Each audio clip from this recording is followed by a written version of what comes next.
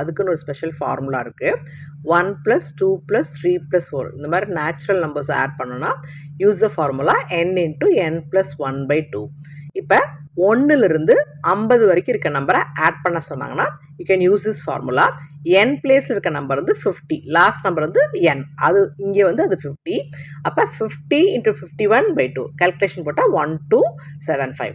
இதே வந்து நடுவில் இருக்க நம்பர் கேட்டால் என்ன பண்ணலாம்?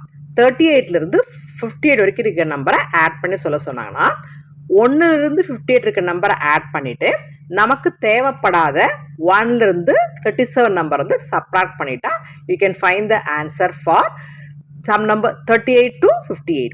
அதுக்கு 1 to 58க்கு அந்த ஃபார்முலா மாதிரி யூஸ் பண்ணுங்கள். n × n + 1/2.